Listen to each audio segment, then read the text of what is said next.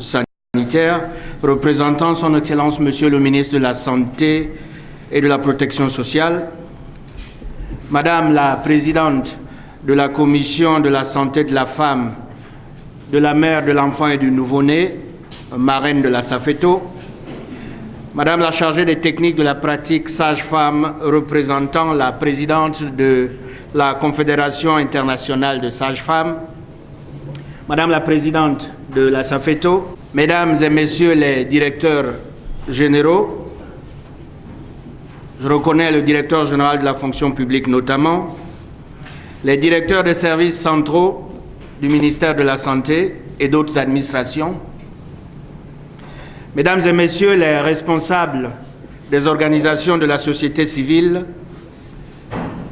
chers facilitateurs du présent atelier, distingués invités, Mesdames et Messieurs, bonjour.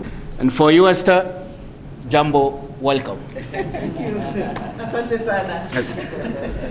C'est donc pour moi un honneur de prendre la parole à l'ouverture de cet atelier de consensus sur le cadre pour les services de la pratique sage-femme, Midwifery Services Framework au Togo. Je vous transmets les salutations de mes collègues, représentantes résidentes et représentants résidents de l'OMS et de l'UNICEF au Togo, qui, pris dans le cadre d'une réunion régionale des équipes pays du système des Nations Unies, qui se tient en ce moment même à l'hôtel Sarakawa, n'ont pas pu se joindre à nous ce matin. Il me charge de vous signaler leur présence parmi nous. Tous, nous attachons une grande importance à la rencontre de ce matin. Il ne saurait en être autrement lorsque le bien-être des populations et la survie de la mère et du nouveau-né sont au cœur de notre action au Togo comme ailleurs. La promotion de la pratique sage-femme, l'a-t-on déjà rappelé ce matin, s'inscrit dans ce même élan et il s'agit ici de définir avec les parties prenantes de la santé maternelle et infantile au Togo dans le cadre de services de la pratique sage-femme dont la mise en œuvre pourra contribuer à l'horizon 2030 à l'atteinte de l'objectif de développement durable numéro 3, à savoir celui de permettre à tous de vivre en bonne santé et promouvoir le bien-être de tous à tout âge. Je voudrais à ce stade témoigner ma gratitude à la Confédération internationale de sages-femmes, au ministère de la Santé et de la Protection sociale, à l'Association des sages-femmes du Togo à SAFETO et à mon propre bureau UNFPA qui ont suscité l'intérêt pour ce qui concerne ICM, autorisé la tenue du présent atelier pour ce qui concerne le ministère et œuvré inlassablement pour la tenue de l'atelier pour ce qui concerne la SAFETO et UNFPA.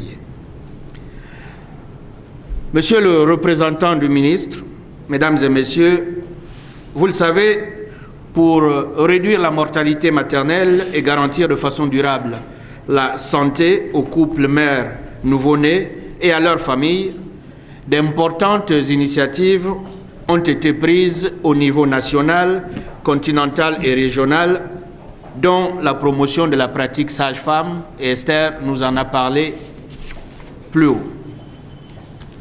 Je voudrais aussi saluer les efforts du gouvernement togolais et de ses partenaires pour leur engagement dans ces différentes initiatives. Au titre des dites initiatives, je citerai entre autres le lancement de la campagne pour l'accélération de la réduction de la mortalité maternelle en Afrique, CARMA, c'était en septembre 2010. La subvention de la césarienne entamée en mai 2011. L'institution de l'assurance maladie obligatoire pour les fonctionnaires du secteur public depuis mai 2012. Le renforcement des capacités des formations sanitaires, sans oublier les différents efforts dans la promotion de la pratique sage-femme à travers un programme de formation de base soutenu, le soutien aux associations de personnels médicaux et la création en cours de l'ordre des sages-femmes que l'UNFPA appelle modestement de tous ses voeux. Malgré ces efforts, le défi de la réduction de la mortalité maternelle et infantile reste important, nous le savons. Alors que le décès maternel demeure un événement plutôt rare dans les pays développés, dans les pays en développement, dont le Togo, les femmes continuent de mourir en donnant la vie. C'est inacceptable. En effet, sur la base des données de l'enquête démographique et de santé de 2013 au Togo, il est estimé que toutes les 8 heures, une femme meurt des suites des complications de la grossesse ou de l'accouchement, soit 401 décès maternels pour 100 000 naissances vivantes, contre la norme de moins de 70 mondialement projetée à l'horizon 2030. Il est aussi établi, malheureusement, que 27 bébés sur 1000 meurent dans les 30 jours qui suivent leur naissance. C'est inacceptable. Et les efforts de financement de la santé en cours au Togo devront impérativement en tenir compte. L'UNFPA se félicite donc de voir que ces défis sont bien ciblés dans le cadre du nouveau plan de développement sanitaire dont l'adoption vient d'avoir lieu. Mesdames et messieurs, Monsieur le représentant du ministre de la Santé, chers collègues, chers frères, chères sœurs, pour toutes ces raisons et pour toutes ces motivations, au nom de l'UNFPA, je voudrais souhaiter que nos travaux suscitent des discussions franches et aboutissent à un consensus sur un contenu du cadre pour les services de la pratique sage-femme au Togo, qui sera retenu comme un précieux outil devant contribuer à renforcer la performance des politiques et stratégies de réduction de la mortalité maternelle et infantile au Togo et également à renforcer la reddition des comptes pour tout ce qui concerne les décès maternels. L'UNFPA, pour sa part, réaffirme son engagement à toujours contribuer aux côtés des acteurs que vous êtes pour promouvoir la pratique de la sage-femme au Togo, au nom de la représentation de l'UNFPA ici au Togo, mais partout où l'UNFPA a une présence et a des programmes. Je vous remercie de votre aimable attention.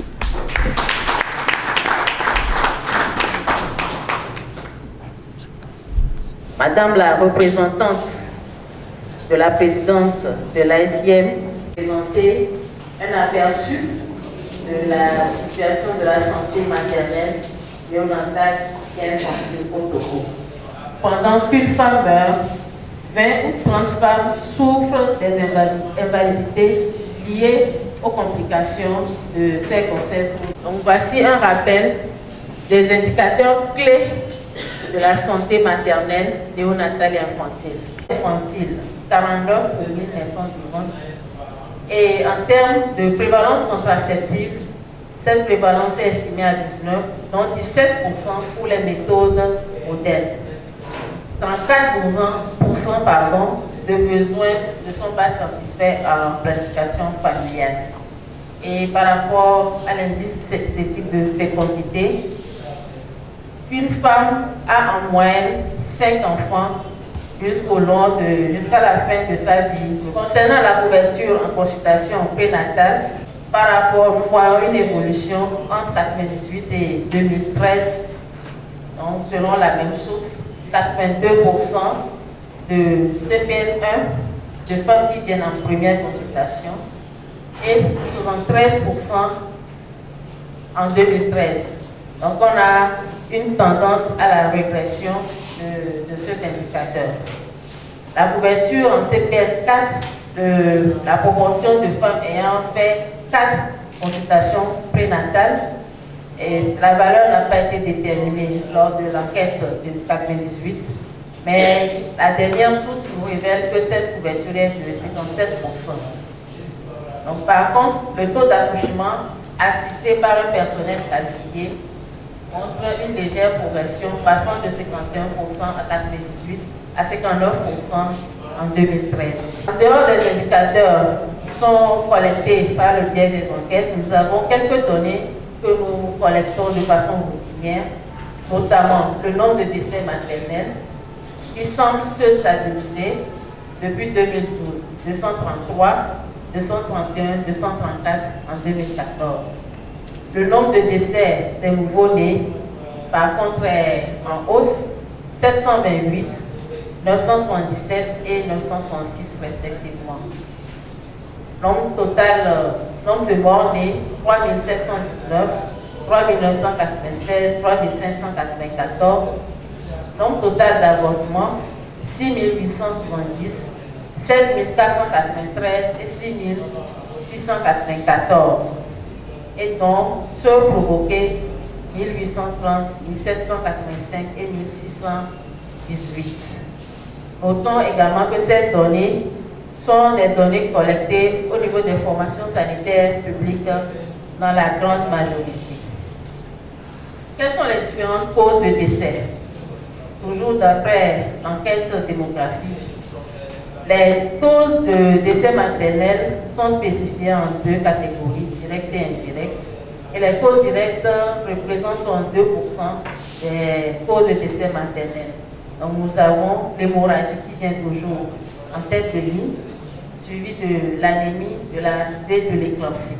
Les causes indirectes qui sont généralement représentées par certaines morbidités, telles que le paludisme, le VIH, les infections, donc représentent 27% des décès maternels. Les décès néonatals, par contre, sont prioritairement dus à la prématurité, aux infections et à la... Quels sont les facteurs qui peuvent favoriser ces décès, qui sont socioculturels, économiques, sanitaires et géographiques? Et ces différents facteurs peuvent se traduire dans le modèle des 3 retards que nous tous nous connaissons plus ou moins. Donc le premier retard, qui est le retard au niveau de la prise de décision d'aller consulter les services de santé.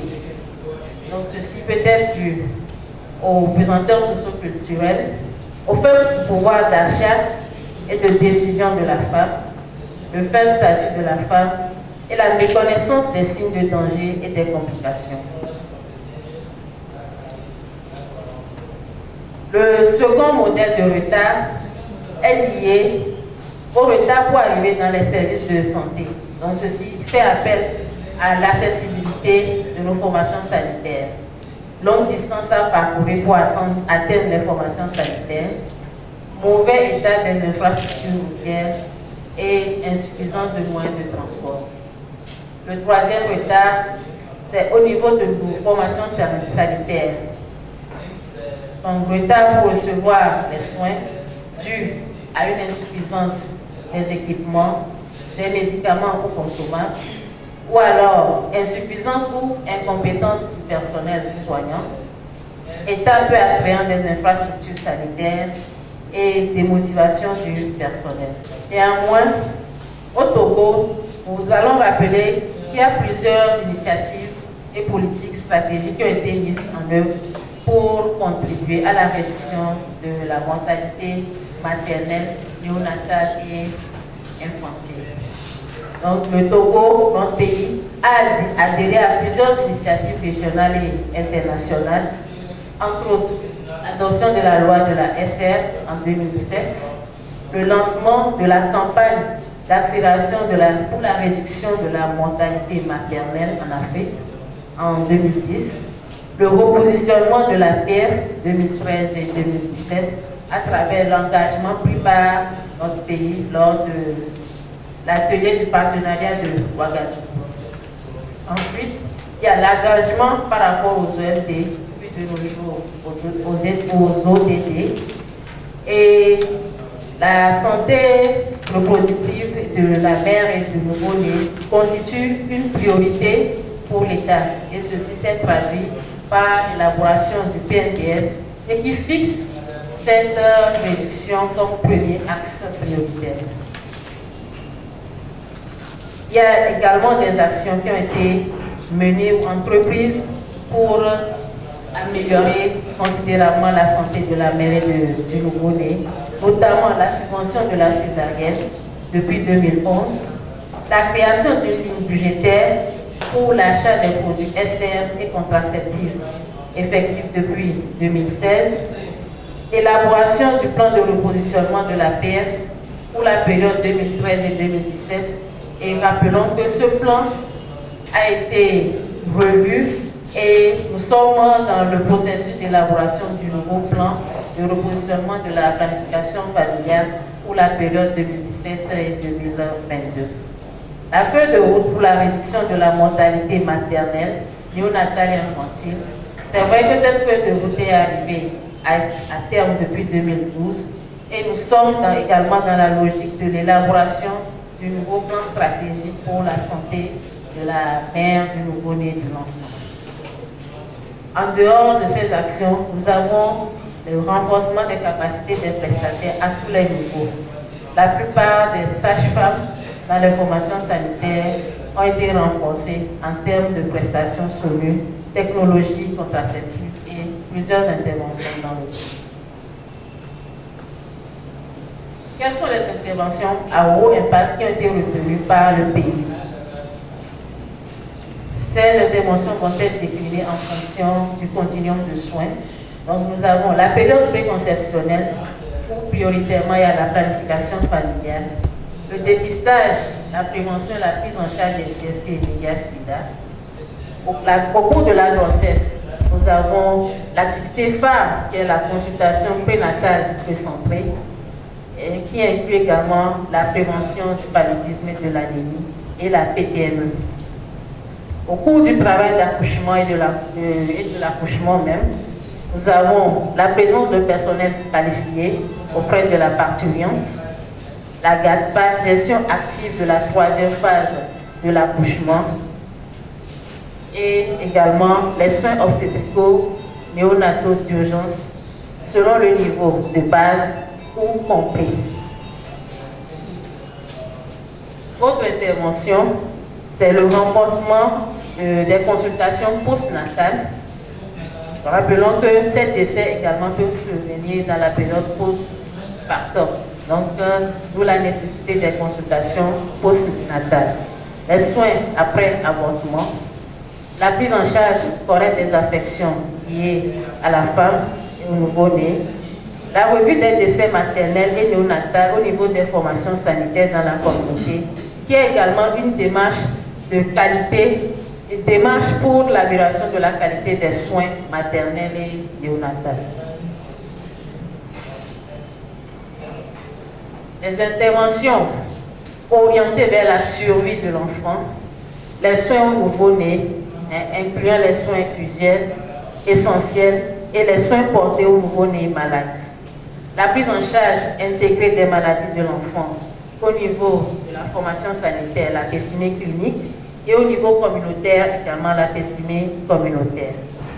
L'alimentation du nouveau-né, du nourrisson et du jeune enfant, y compris l'apport en nutriments, la prévention du paludisme, la vaccination, aussi bien de l'enfant et que de la mère. La prévention de la transmission du VIH/SIDA de la mère à l'enfant et la prise en charge des maladies courantes de l'enfant et traitement de l'enfant exposé au VIH ou infecté par celui-ci.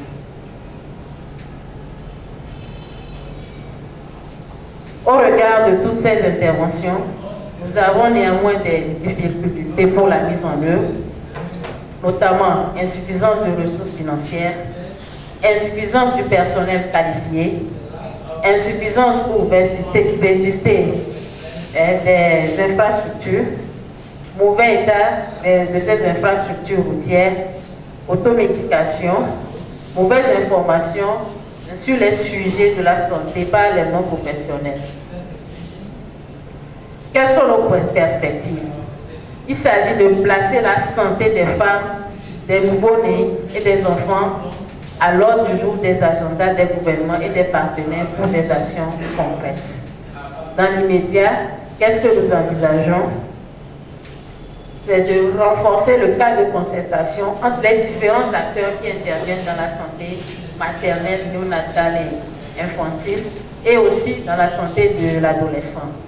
Élaboration du plan stratégique de la santé reproductive, maternelle, néonatale, infantile et du jeune et de l'adolescent.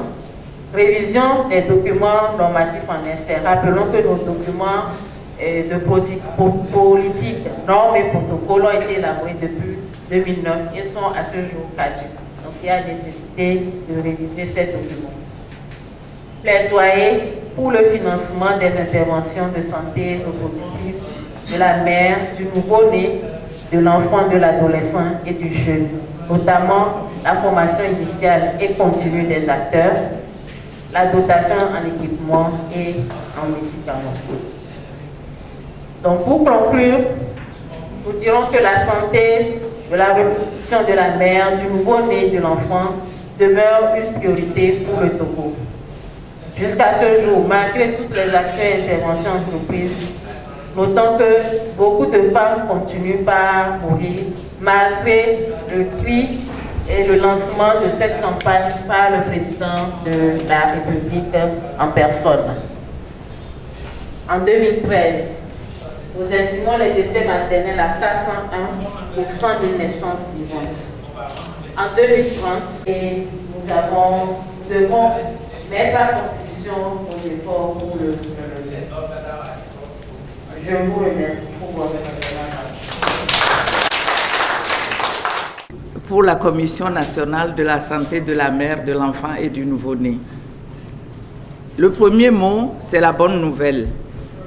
J'ai participé à la mission de l'AICM en novembre dernier et j'ai eu l'occasion d'écouter et de participer aux travaux qui ont suivi l'exposé de la pratique à laquelle vous serez exposés pendant 2 jours.